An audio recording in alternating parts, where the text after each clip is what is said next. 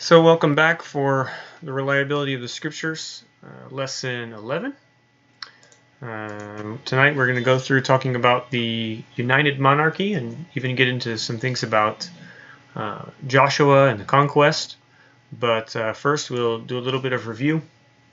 So we saw that the biblical account of the divided monarchy period matches up very well with the external accounts from Egypt and Assyria, Babylon, other places, right? We saw the kings listed in one or the other. They all match up, right? It's not that they have every single one, but they're in the right order and in the right place, doing things that we would expect them to do. So it seems that it's based on actual records, right? Also, there's a very large amount of direct evidence, right, for that kind of period. There's stone inscriptions, clay tablets, seals, papyrus, all sorts of stuff. We looked at examples after, lots of examples, drawings of things that have been found, photographs of monuments and inscriptions and things. And the exile of Judah fits well into the historical context, right? What we saw about the number of people being carried away, the coming back of the people under Cyrus and the helping of the rebuilding of the temple, that matches up with what Persian kings were doing. These things all fit into that the historical context, and they match well, and we would expect them to. And I think even most critics of the Bible will look at this later period and say, well, of course, the Bible was written in this time, so this is when we expect it to match, right? But it's going back further, as we're going to do today, that really starts to challenge some of these more critical ideas about the Bible. Because some people don't think that there even was a united monarchy. But we also saw the red-slipped burnished pottery that were used by the Israelites. This is generally dated to the 10th century, to the time of David and Solomon, perhaps a bit earlier or a bit later, but I think the general consensus is around David and Solomon's time. Of course, there are some archaeologists that don't agree, but that's the nature of science.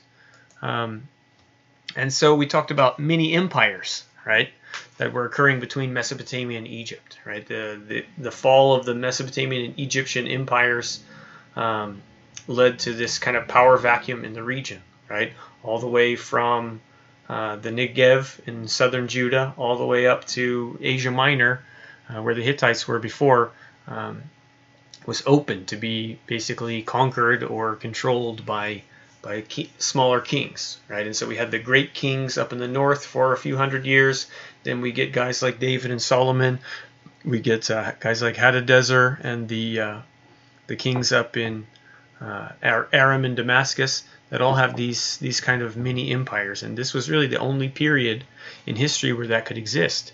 When you get to the later times of Josiah and the Persian period, then they wouldn't have thought, oh, someone could have controlled all this land through here because it had been an empire for so long. And so that doesn't really match with it being written later. It's a unique element of that particular time period that we're talking about. This is, again, an example of the pottery that we saw. This red-slipped burnished pottery, so kind of hand burnished and rubbed and covered in this extra red coating. So that's sort of what some of their pottery would have looked like, or did look like. These, I think, are actual pieces. Today, when we get into the United Monarchy, one thing that's interesting, and this is not in Kitchen's book that I've been going through. I added this stuff just today. I was adding some things to the next slide just a moment ago. But David's palace, right? There is in Jerusalem this thing called the stepped structure, the stepped stone structure along the northeast edge of the city of David. That's hard to say, but it appears that it was excavated recently, and it's been over the last century. They've been excavating parts of it, but they've discovered a large stone structure up above it, right, which they think might have been David's palace, and underneath it they found a certain kind of pottery, and above it they found a certain kind of pottery, and so then they can date it in between those two, right in the change between Iron Age 1 and Iron Age 2, which is right in the time of David. So it's interesting that it's being built that time. And so it's outside of the city of David. It seems like it's kind of beyond the fortifications. That's why they weren't looking there before, because they thought that if David had a palace, it would be in the city of David. And they never found it, so they said, well, there's no evidence of this, right? But it seems there are some biblical references to David coming down from his palace into the city of David, right? And so this sits above it toward the Temple Mount. I'll bring up an image on the next slide here, where you can see the stepped stone structure here on the side. It looks like these kind of stone steps, and it's kind of rounded. It's got some other things built on top of it that came in later, but the basic part there is there. And then in the middle, you can see in this other picture, you can see this narrow section. That's the city of David. That's the oldest part of Jerusalem. Okay, and then the large stone structure and the step structure in this middle section, just right there below the Temple Mount, right? And so you get up higher, you go to the Temple Mount and Mount Moriah, and so it kind of steps up. But Jerusalem was lower before, and it expanded to the north. And so it seems that this temple structure, this palace structure, is kind of the first expansion, right? Kind of bridging its way to the Temple Mount, where we know David was expecting to build the temple one day. He wanted to. He was making preparations and plans for that. And so it's only natural that he would kind of extend it in that direction with his own palace. It's hard to make out some of the things, but there's this nice illustration from Watch Jerusalem website, and the address is on the screen. You can see the yellow area is the stepped stone structure, right? And it's got some other things that have been built on top of it, and it's kind of a support for this front wall of the large stone structure, which is colored in blue. Much of it's been destroyed or reused over the years, and I mean they've had to excavate down and dig out. There literally were people living in some of these places above it, Jews and Christians and Muslims, and so they can't really dig wherever they want, but they've been able to put up some supports and dig down and find these various walls connecting together. And it's quite a large place. You might be able to make out in the middle of the screen, in the yellow area, there is what looks kind of like a little person. It's about the size of a mouse pointer. So it's pretty big. It's about, I think, 40 meters tall, this wall, this yellow section. So it's a big thing, and it's part of the fortifications of that. And so they think this blue area, though, is part of David's temple. Or not his temple, excuse me, his palace. Then in and around that area was in use for a long time. They found seals from characters in the book of Jeremiah. Gedaliah, the son of Pashur, Jehukal, the son of Shelemiah, Gemariah, the son of Shaphan, and Baruch, the son of Neriah, in that order. And now some of the ones have contested the Baruch one, but these others, they were found there in that large stone structure right nearby it, and it shows that this was in use centuries later in the time of Jeremiah. And so it was built during this 10th century period and in use for about 300 or 400 years. Is pretty spectacular, right? And to see that we have this kind of evidence coming out of the ground is quite amazing. Another piece of evidence that was actually discovered about 50, 60 years ago by Kathleen Kenyon is this proto-Aeolic capital, right? A capital from a column that was discovered near this stepped stone structure, right? And so one of the theories is that this was a capital from a column in David's temple, right? So I keep saying David's temple, David's palace, and that in the history of things, it fell off and fell down because this is an old style kind of Israelite Phoenician.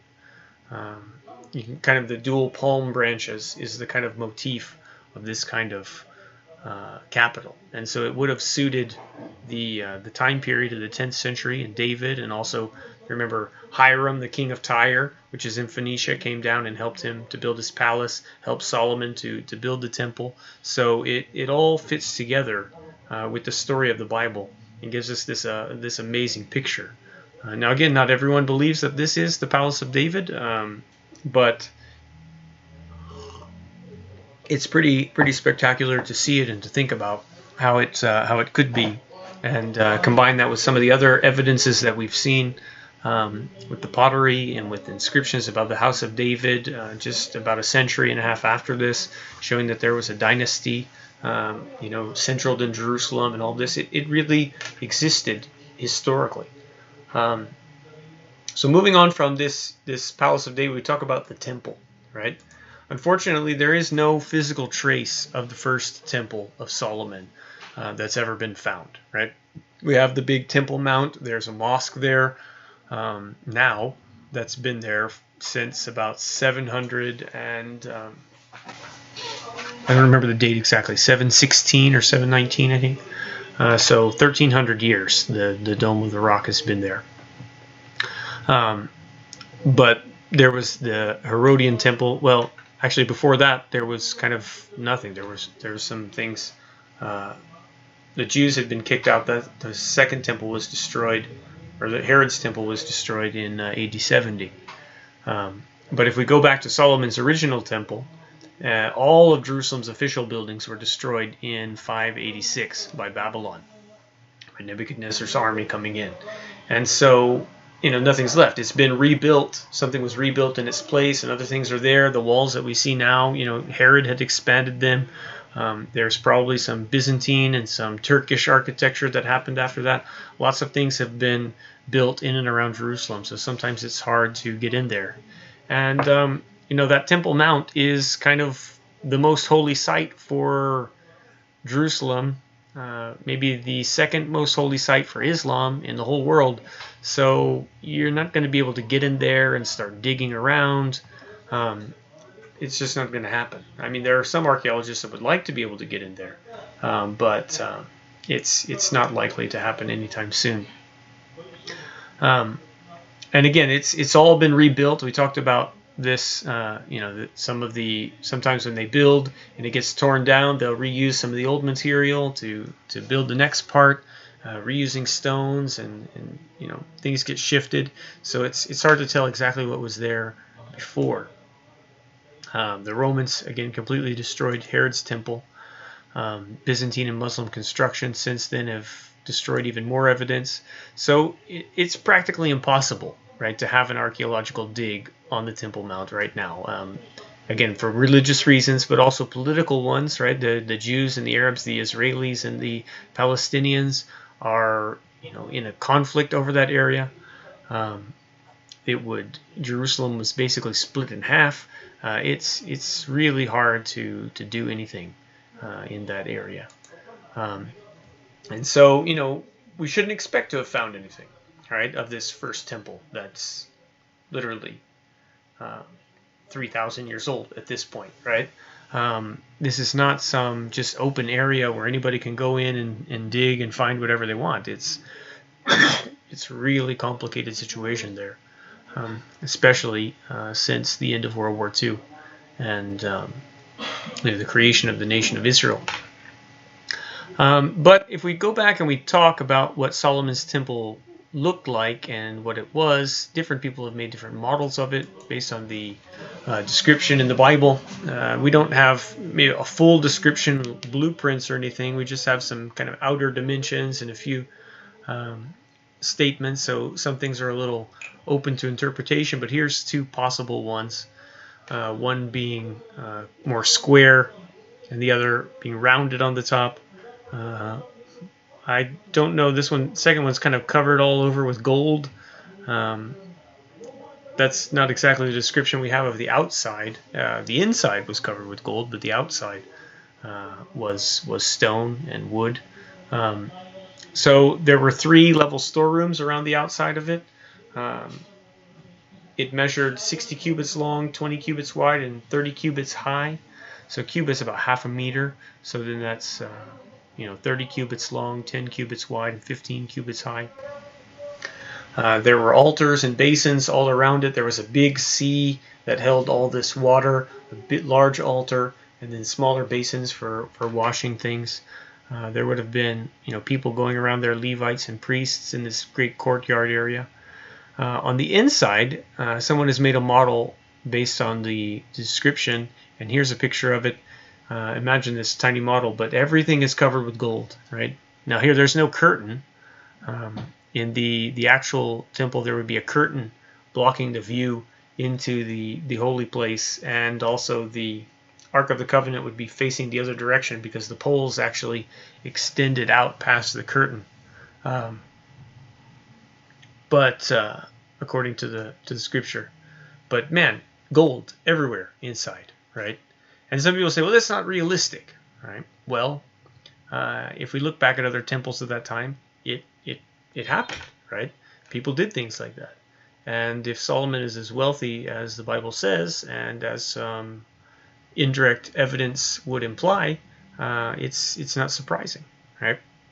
Now, we can't see Solomon's temple directly, but we can compare it to some other temples that we know about or that have been described from Near Eastern times, all the way from the 4th millennium BC, right, which is way before Solomon's time, until Roman times. We've got all sorts of descriptions of temples, right?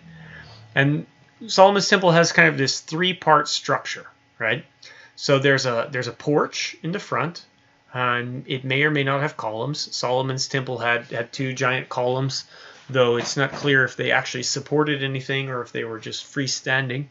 Then there's an anteroom, a front room, where the lamps and the bread were put, and the altar of incense. And then there was an inner sanctuary. That was, in the case of the Solomon's temple, the Holy of Holies, where the Ark of the Covenant was, and these 2 giant cherubim statue. And so that is a very common design throughout the region. It had been for 1,000 years before Solomon. So it's not surprising to see something like that. Then if we look at temples in Egypt and up north and into the Ugarit areas and all this, that in Mari, Solomon's temple, it's not the smallest, it's not the biggest, it's pretty much average compared to other temples that we know of. Having storerooms around the temple was something seen in Egypt and with the Hittites. So north and south of there, it's quite common to do that. The temple was, it was a safe place. It was a sanctuary. It was a sacred place. It was a place to store valuables that had been donated to the gods or to whatever, both in Israelite religion and in others, right? Also, it was made with these alternate levels of stone and wood. You got these courses of stone and then wood on top, kind of to support the ceiling. And so that's going to help protect against earthquakes, because if you got too many courses of stone stacked on top of each other, they can just collapse. The wood gives it a little flexibility. That was common architecture. Also, covering stone walls with wood and gold was a common thing, and that's the description we see. It's made from these carved blocks of stone. They've been chiseled out and put together without really any mortar, and they fit perfectly. They weren't doing any hammering or anything on site. They cut them all and prepared them all separately and brought them in. But then they covered them with cedar and the floor with cypress, and then they covered that with gold. That was a common thing in temples. It didn't matter if you're in Egypt or Syria or Babylon. The kings there were all known to use sheet gold, right? So they beat this gold into thin sheets and then hang it on the wall, or maybe electrum, which is a gold and silver alloy. And we have actual evidence. There are some places like where we can actually find maybe a sheet of it, but that's quite rare to actually find it because a lot of these places have been looted, and so they've taken all the gold away. But we have some depictions of it, maybe an artwork and stuff along the side, or we can see where there are points in the wall where it was mounted there, right? Where you can tell that's how it was attached. And so that's known throughout this whole world there in that time.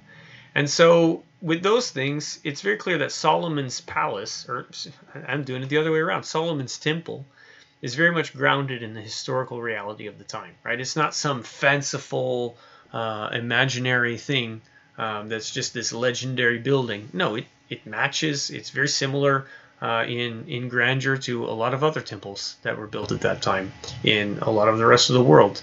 Some elements of Solomon's temple might exceed some of the things we see in other places, but in other places it's a bit smaller. It's not the biggest structure ever built or anything like that. So it's not surprising to find it set right in this time period when that was a common occurrence. Then, in addition to Solomon's temple, right, Solomon also built a palace, right, and there were a lot of buildings in that palace area and courts. They were this large column hall made of cedar, had shields hanging around it. Again, this was not an uncommon thing. We see similar columned halls in the Hittite area, even hundreds of years before Solomon. The Phoenicians were using similar things just after Solomon's time. And again, what do we find when we go into the biblical account? David and Solomon had excellent relations with the Phoenicians, right? So you would expect some shared architectural features, especially if the Phoenicians are helping to build Solomon's temple or Solomon's residence and things like that. Maybe if Solomon designed it, they carried some of it back with them to build in their own areas, or they're kind of sharing some inspiration. But it's very much what we would expect. Even these gold shields that Solomon had, right, that were used, and some of them were decorated. We see those in Sargon II captured a temple that had gold shields. Not nearly as many as the one that Solomon had, but again, Solomon was a very wealthy king compared to some of these others. And so, what would you expect? And Solomon, though, was not the wealthiest king ever, right? He wasn't the only ancient king to have a gold and ivory inlaid throne, right? The description of Solomon's throne is pretty amazing, right? These 12 lions on the side of it and the steps going up to it. It'd be quite impressive. But if you go back and you look at Pharaoh Amenhotep III of the 14th century, so this is even older than Solomon, he had 3 ebony beds that were all inlaid with gold. He had 10 chairs or 10 thrones that were overlaid with gold. They had ebony and ivory footstools that they could swap out and use in different combinations, right? So Solomon had 1 throne. This guy had 10, right? So that's pretty amazing. We can even look at King Tut, who is about 300 years before Solomon. This is the throne that was discovered in King Tut's tomb, right? King Tutankhamun, 1325 BC. That's overlaid with gold and coral and lapis lazuli, and I mean that's a beautiful chair, right? I don't know how comfortable it would be to sit in, but you can see the lions on either side. So maybe this is a smaller version compared to something than what Solomon had, but you can see the craftsmanship that goes into it, and the wealth and kind of opulence of that kind of stuff. So then we've got the accounts of Solomon's wealth, right, and his court revenues. He gets so much grain every year, so much gold, all of this coming into him. Those fit with the context of the time. You look at other nations and you see similar kinds of incomes, maybe less gold but more grain, or it's just going to depend on the specifics of the court, but they're all within reason of what we might expect from a ruler like that. And so these are not later inventions from centuries later. This is something that fits with the other accounts of the time. Now, Jerusalem doesn't give us a whole lot of information, right? Because we said it's been turned over time after time and destroyed and rebuilt. There are people living there. There's political unrest and religious issues, why we can't go and dig everything up. Now, we have still found some amazing things like this large stone structure that was excavated in 2005, so just less than 20 years ago. We're finding brand new things in Jerusalem that we didn't know about before. But if we go out to other sites, right, we look at places like Hazor, right, or Megiddo or Gezer. These give some pretty powerful evidence for 10th century Canaan being a unified state, right? And this is exactly what we see when the Bible says that Solomon went and fortified these. He built up Megiddo. He built up Gezer. He had these different things going on at the time.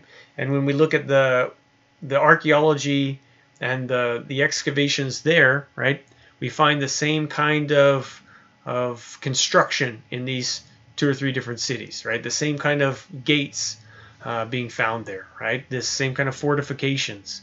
And so it looks like one person, one culture is kind of building up these particular sites together. And so when these sites match with exactly what the Bible says, right, and we see similar stuff with what's going on down in Jerusalem and all of this, it says, wow, it sure seems like there's a united monarchy. It sure seems like there's something going on here that's united all this large area together, right?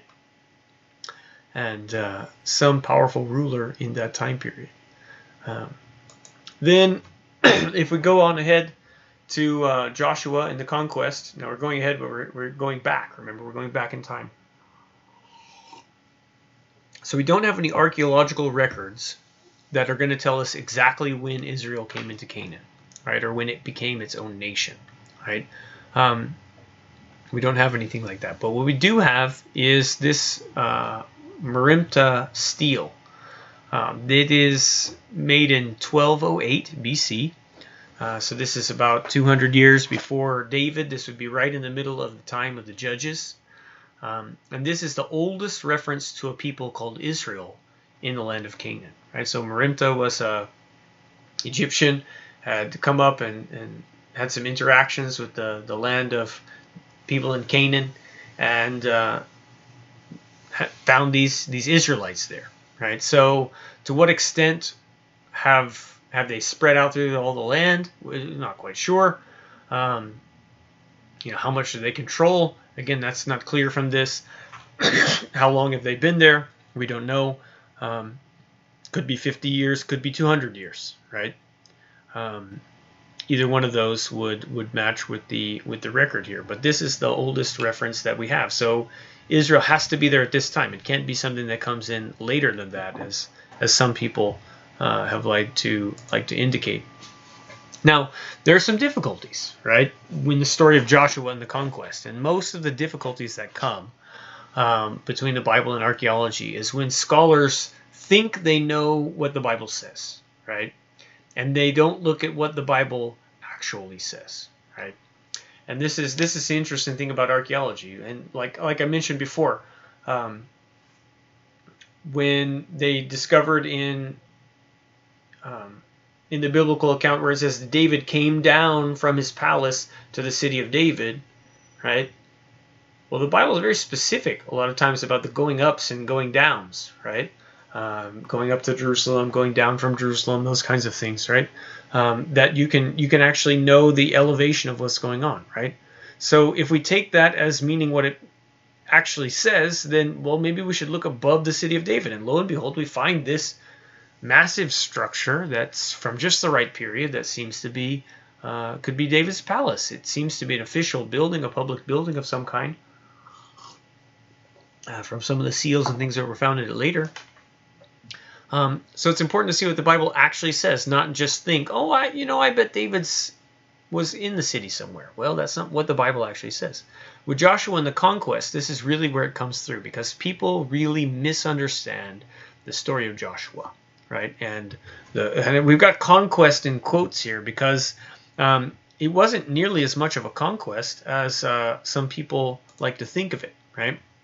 And so we need to compare the actual Near Eastern background, right? What do we know from the archaeology, from the stories that we have of that time, And we want to compare it with the real text of Joshua, not the imaginary one. See, because people have this idea a lot of times that the Israelites came in and they conquered the whole land and they set up this nation and they got rid of all the Canaanites and they were one big happy family.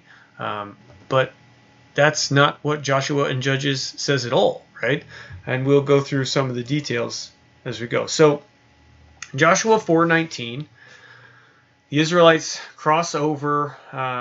They've crossed over the River Jordan and they camp at Gilgal, right? This is going to be the central hub of Joshua and the Israelites for quite a long time. This is going to be a very important place. Even in the time of Saul, Gilgal is still going to be an important location. This is where God rolled back the reproach of the Israelites and all their years in the wilderness. This is where all the people that hadn't been circumcised in the wilderness were circumcised, and they actually called that place the Hill of Foreskins. Quite an amazing, interesting story there. But so we've got this conquest that Joshua is going to go on, right, with the Israelites. And at every phase, they come back to Gilgal, right? So if you read through the book of Joshua and you get to Joshua chapter 9, verse 6, they've come in at Gilgal. They go to Jericho, right? They walk around Jericho, and every day they walk around Jericho and they go back, right? And after a week, they've defeated Jericho, and then they go on and they have a failure at Ai, and so they fall back, but then they kind of regroup and take care of Achan and get rid of his family and his sin, and then they go back to Ai and defeat it. They go up to Mount Ebal, right? To Mount Ebal and Mount Gerizim in the area of Shechem, and they renew the covenant there, right? That's what Moses had told them to do. When you go into the land, get over to Mount Ebal. You're going to announce the blessings and the curses there on the people, and the Levites will be there on one mountain and the other people on the other mountain, and they'll have this ceremony. So they did that. And after they finished that, Joshua 9:6, they go back to Gilgal, right? Then there was this issue with the Gibeonites, right? One of the issues that they had as they were going Jericho, Ai, these group of Gibeonites realized, hey, we're going to get destroyed by these Israelites, right? So we need to pretend that we're from really far away, right? So they have this ruse, and they go and they convince the Israelites to make a treaty with them. And so when they do, then just a few days later, as the Israelites have gone a couple more kilometers, they discover, wait, the Gibeonites are right here, right? You tricked us. Well, they've gone on to Mount Ebal. They've done this covenant thing. They've come back. Now the Gibeonites are getting attacked by the other people in the land because they realize, these Gibeonites are kind of traitors. They've sold themselves over to these other guys. So they go to attack them, and the Gibeonites say, hey, come help us. We're your servants. So they have to go and defend the Gibeonites, and they attack a few towns to drive off the enemies, and then they go back to Gilgal. Then there's the whole southern campaign where they go down and they knock out all these kings down in the south, right? All through the area of what will be Judah. And then verse 1043, they go back to Gilgal. Then there's the northern campaign where they go up and Joshua destroys Hazor, right? And they defeat all these kings in the north. Altogether, 31 kings defeated in the land of Canaan, and they come back to Gilgal in 14:6. That's where they're casting the lots for the inheritance, right? To say, okay, Judah's going to get this part, Benjamin's going to get this part, Ephraim's going to get this part, right? They're dividing up the land according to the surveys that had been done. They're going to do some more surveys, but always they're coming back to Gilgal. Now, how long did that take? I don't know, right? It was kind of a long conquest period, maybe a few years of doing this and that and kind of going around. But then there's still just basically at Gilgal. Here's a couple of maps, or one map kind of split in half. You can see Gilgal just north of the Dead Sea, and they kind of go into Jericho and Ai and Gibeon there, and they make this southern loop. Then they go up into the north and they make a loop around in Galilee one way or the other and come back down to Gilgal again. Now there's a few things that's interesting. I want you to notice on the map, Shechem is on here. The map is not exactly cut you can see Shechem on the top of one side and on the bottom of the other, right? So Shechem is along this path, right, that goes up to the northern area. And Shechem is going to be an interesting place. And we'll talk about it a little bit more. But Shiloh and Shechem are important religious places. Shechem is where Mount Ebal is. That's where they had this ceremony of the covenant renewal after they've come in, right? And notice that they didn't have any conflict in there. We're going to get to that in a little bit, but it's important to notice that the narrative in Joshua shows that they did not immediately occupy the land, right? They didn't come in and take it over. They didn't destroy any cities except Jericho, Ai, and Hazor, right? The only 3 cities out of all the cities they attacked, out of the 31 kings that they killed, they only destroyed 3 cities and burned them, right? So in a way, Joshua's attacks are more just like disabling raids, right? They went in and they drove the people out in those places. But when the Israelites go back to Gilgal, the people are going to go back to their city, right? And so the ones that survived, right? Because a lot of them did survive. They ran away, right? Israel drove them off. God drove them off with hornets maybe. But some of them are going to sneak back in over time, right? And so even when we get to Joshua chapter 13, verse 1, right? Joshua's still alive. It's been this long period, and he's old, and he's telling the people there is a lot of land that's still left to be taken, right? Some groups are complaining that it's too hard for us to go up against these guys. He says, well, why don't you just go up into this area, right? And so there's a lot of difficulty that they're having taking over the land. In 1563, 1610, and 1712, we see that Judah, Ephraim, and Manasseh were all unable to remove certain groups of enemies, right? Either the Jebusites from Jerusalem or the Canaanites here, whoever it was that they couldn't get rid of. These foreign people, they weren't foreign people. The Israelites were the foreign people, but these Canaanite people were still living in the land, right? And so in the archaeological record, a lot of these archaeologists, secular archaeologists, they look and they say, well, what's going on here? We don't see widespread destruction in this period of time, right? We don't see cities destroyed and all this. We still see these evidence of Canaanite population. So what they think is maybe that the Israelites were maybe a Canaanite population that kind of broke off from the rest and kind of just developed there in the place. But they're not taking into account that what the Bible says is that the Israelites came in, they attacked the kings, and they attacked a lot of the people, but they left a lot of them alive. The Israelites were nomadic. They were pastoral people. They had herds and things like that. They lived more in the open areas. They didn't all gravitate toward the cities until much later, right? And so the Canaanites were still able to hold on to their higher ground, to their fortified locations in a lot of cases. And it wasn't until, maybe centuries later when, David comes through and, Saul does some battling, and they actually get rid of a lot of these guys that had been there for a very long time. So even in the book of Joshua in chapter 18, the tribes, they can't go into their inheritance until it's been surveyed, right? Until it's been divided up. So they've got to send out guys to do that. Mark off the land, and, make a map or something, have some landmarks to decide what the boundaries are going to be from this place to that place.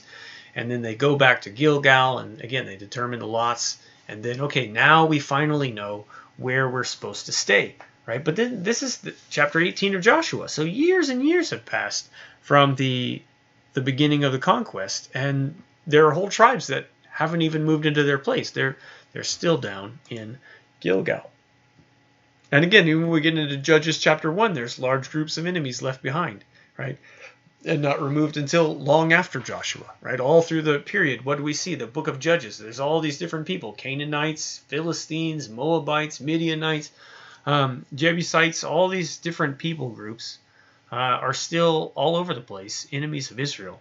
And, the Israelites are driven to living in caves and stuff a lot of the times, right? So they've clearly not dominated the area and taken over, as we might expect from the idea of Joshua and the conquest, right? That's not quite what happened. That's kind of a misnomer, right? And then there's Shechem. All right, we go back to Shechem. This is a very interesting case here, right? Because Shechem, again, is located near Mount Ebal, right? So that's where the Israelites renewed their covenant. But there's no battle mentioned in the area. You read through the book of Joshua, you're not going to find any battle in the area of Shechem. In this whole central corridor, there's nothing, right? And if you go back and you look at Genesis chapter 34, verse 2, you're going to find out that the people of Shechem, right, they descended from Hamor the Hivite, okay?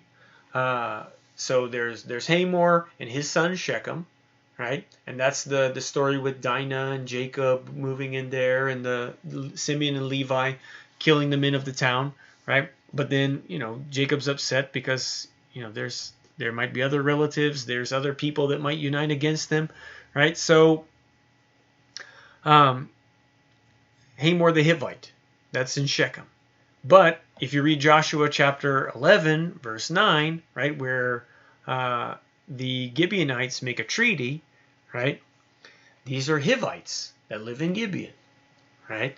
So if there's Hivites living in Shechem, now granted that's hundreds of years earlier, right, in the time of Jacob, right, and Joseph, but if there's some kind of tribal group here between Gibeon and Shechem, Shiloh, this central area of Israel, right, then when they make a treaty with Gibeon and the Gibeonites, now that's just one city, right? But if they've made a treaty actually with the Hivites, perhaps, then that might include all this land up towards Shechem. And so they're not going to have a conflict with them, right? So that's going to explain the lack of a battle. And it also explains some very interesting things that we find in the Amarna tablets. So the Amarna tablets were a series of clay tablets that were written over about a 50 year period between various cities in the Levant. The Levant is what we would call Palestine and Syria. It's that area along the eastern coast of the Mediterranean. That's the Levant, and this is the kind of the southern Levant that we're concerned with. So that was technically part of Egypt, right? It was like a vassal territory of Egypt. The pharaohs controlled that mostly, right? And so these guys writing the Amarna tablets, they're writing back to Pharaoh in Egypt saying, hey, there's this people come in here and they're causing a lot of problems. They're taking over the land. You need to help send some archers to help us. Send some troops up here. We've got some issues. And these various mayors and rulers of different cities are writing back to Pharaoh and corresponding with him. Right? And then we've got Labayu is the mayor of Shechem. Now, Shechem in the Amarna tablets is called Sakmu, but it's what we would call Shechem. And the letters there show that Labayu has allied himself with the people called the Habiru. Sometimes they're called the Apiru, but there's some debate about what exactly is the spelling and the derivation.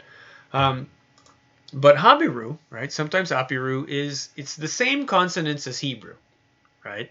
And both of them, when you consider the derivation, what it means a wanderer, right? A Bedouin people. These wanderers have come into the land and they're causing these problems. It's used kind of in a derogatory way by the Egyptians, but something is going on, right? And most scholars, including Kitchen, whose book I was looking at, they reject this connection between the Apiru and the Hebrews. They say, oh, that's just kind of a coincidence of the letters, right? But the spelling of it, the timing, right? This is around 1400 to 1350. That is the time period that we would expect from the biblical account of the Exodus, right? Solomon's temple, go back 480 years. That's the time of the Exodus. 40 years in the wilderness. Then you have the conquest. It lines up like almost to the year, right? With this Habiru coming in and starting to cause problems. Then you've got the location, right? We've got mentions of Shechem and Jerusalem. There are a few that are a little weird that maybe don't match with the biblical account exactly. But, the biblical account's not necessarily telling us everything that there is to know about the interactions with these people. There might have been other groups of people that were, causing trouble that were kind of taken, as part of the Israelites, even if they weren't. But there's just too many coincidences for me to think that it's anybody else. Also, Kitchen, he argues for a later date of the Exodus, right? He thinks that maybe it's around 1250. Now, he's doing that to kind of show like a minimum view, right? Because he knows for sure, based on that Merimta stele, that Israel has to be there by 1208, right? So if there was an Exodus about 50 years before that, and they spent 40 years in the wilderness or something, or whatever they were doing, they were there by 1208. So he thinks it was a different pharaoh in the 1200s. But an Exodus of 1444, or 1446, excuse me, and then a conquest around the time of 1404 is what the Bible actually attests to, right? Obviously, you have to derive those dates from other things in archaeology, but that's the date, going back from the establishment of Solomon's temple. Now, Kitchen does use the account of the Apiru, right? He looks at it as kind of an example, right? And to show that, look, there were these local rulers. They were fearing, similar activities to what was going on in Joshua's day. So he doesn't use it as a one-to-one thing that, wow, this proves that here's the Israelites right here, right? Here's the Hebrews coming in and doing these things. What he sees is, these kinds of things that Judges is talking about, Joshua is talking about. We have very similar things happening in the Amarna tablets. And so you can't say that things like that couldn't happen, because they did happen. This weird people just appeared and started causing all sorts of problems, right? So it's kind of interesting. He also goes through the literary structure of it, right, and notes the accounts that Joshua gives are very similar to the writing in the Amarna tablets. These kind of breaks down the structure of how things are worded and how different accounts and different battles and such and journeys are mentioned, and shows the similarity between them. And again, he's not doing it as this is the same, but just that what we see in Joshua matches the structure, at least, and the type of writing that we would have seen at that time, right? So it places Joshua's stuff way back there, right? Joshua, he's trying just to show that Joshua is not some 7th century BC or 8th century BC, concoction by some later king trying to justify, their new order or whatever, but that this is actually has historical roots back to the time that it claims to come from. And so at least Kitchen will shows that the formulaic layout, right, and the different variations that we see in Joshua are also seen in original works from the Near East in that time, right? So it's not foreign to that time period, right? And no one can deny that the Amarna tablets are from that time, because they're baked in clay, right? They didn't get destroyed. These are the original tablets, right? So it's not like what we have so many times with manuscripts where we have copies of copies of copies. Man, we got the original deal here, and so we know that things like that were going on, and so it's very neat. Now, if you do accept that the Habiru and the Israelites are the same people, then man, you get some amazing stuff going on there. And that stuff with Labayu, it's interesting because going back to Labayu and Shechem, the tablets say Labayu's gone over to the Israelites. And Labayu actually writes a message back to Pharaoh. And he's like, no, no, no, no, no. But then it turns out that, yes, he did. He and his sons had gone over to the Israelites. Now and that's why I said, it's kind of strange because we don't see anything about Shechem. We don't see anything about the king of Shechem or the mayor of Shechem or anything like that being killed. But we know it had to exist at that time because it's there in the Amarna tablets. It's there in the time period, right? And so if he was, part of these Hivites, which the Gibeonites were, then we see this whole treaty of the central area basically being made. And that's how Israel is not having any battles in that area, right? And because they've all gone over to the Hebrew side. And so it's very interesting correspondence between history and the Bible. And that is the end for our lesson tonight. We've got lesson 12 and I think a 13 coming up, but that's that.